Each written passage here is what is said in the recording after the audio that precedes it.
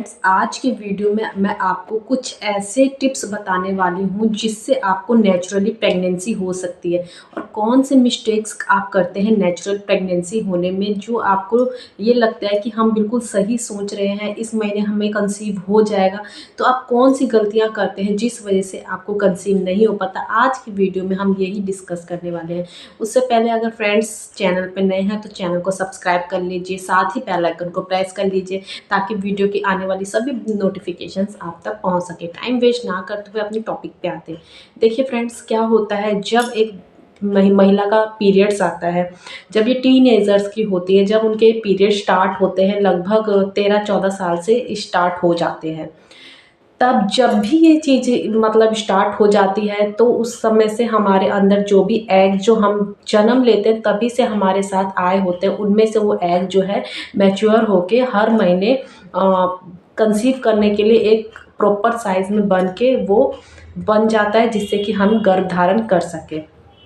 जब हमारी शादी हो जाती है, सबसे पहला हम क्या सोचते हैं, जब हमारी शादी हो जाती है, 2 महीने हमने मतलब कंटिन्यू रिलेशन बनाया बट हमें कंसीव नहीं हुआ, तो हम क्या सोचते हैं तीसरे महीने में आके कि हमें कोई ना कोई प्रॉब्लम है जिस वजह से हम कंसीव नहीं कर पा रहे। सबसे पहली गलती वो यही करती हैं कि वो इतना जल्दी डिसीज़न पे आ जाते हैं, क्योंकि ये नहीं, प्रेग्नेंट होने के लिए किसी 1 या 2 साइकिल पे डिपेंड होने की बिल्कुल ज़रूरत नहीं है, क्योंकि ज़रूरी नहीं है कि इस महीने एग नहीं बना तो नेक्स्ट मंथ नहीं बनेगा, हर महीने एग बने ये ज़रूरी नहीं है।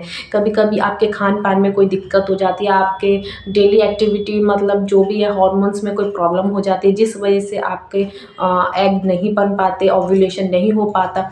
तो ये किस डिसीज़न पे आप आएंगे जब आपको शादी को 6 से साल महीने 1 साल हो गया है और आप जो है इनमें हमेशा साथ में ही रहें और आप रिलेशन बनाते आए, कंसीव आपको नहीं हो रहा, तब आपको डॉक्टर के पास जाने की ज़रूरत पड़ती है। दूसरी गलती आप क्या करते हैं, आप जो है पीरियड्स के बाद जो ओव्यूलेशन होता है, यानी कि हर एक यूट्यूब पे जा जाके आप लोगों ने ये देखा होगा कि पीरियड्स के 14वें दिन 15वें दिन रिलेशन बनाइए, तो ये गलती मत करिए। ज़रूरी नहीं है कि हर एक महिला का साइकिल सेम हो।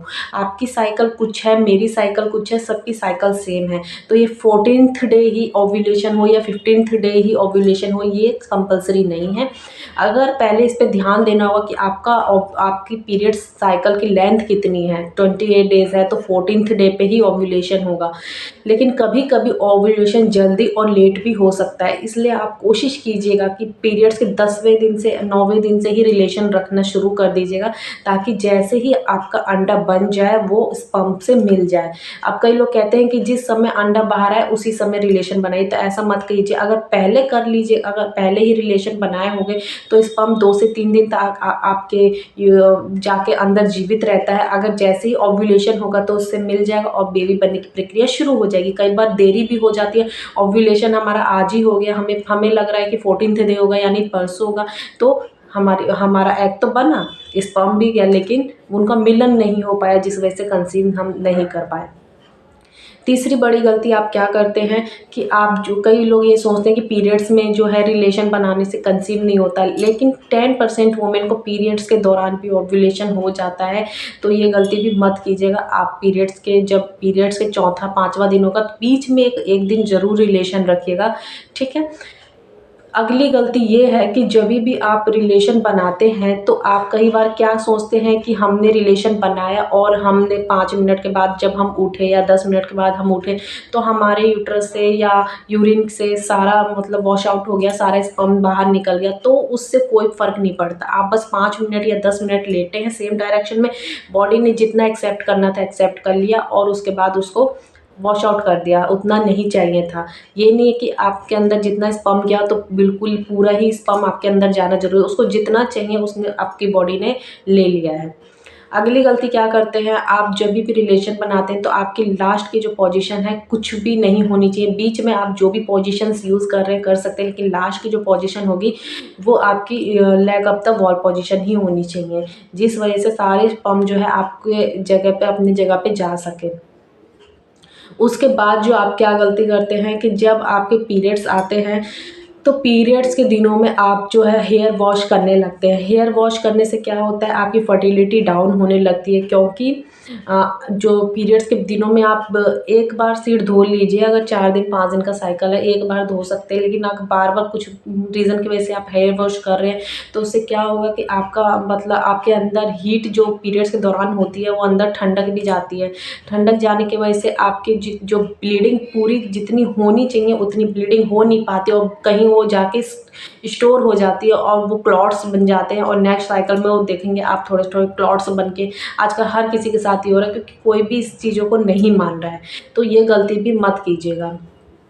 अगली गलती, कई लोग ये भी बोलते हैं कि हमारा ओव्यूलेशन होता है तो हमें पता लग जाता है, या हमें ऐसा पेन होता है वैसा पेन होता है, तो आप दूसरे की बातों में ना जाइए। हर किसी को सिम्टम्स आए ये बिल्कुल ज़रूरी नहीं है, किसी किसी को विदाउट सिम्टम्स ही ओव्यूलेशन हो जाता है। तो आप ये चीज़ मत सोचिए, वेट मत कीजिएगा कि हाँ हमको पेन होगा या हमको इस तरीके की फीलिंग आएगी तो ही हमारा ओव्यूलेशन होगा, तो इस थॉट को भी माइंड से वॉश आउट कर दीजिए।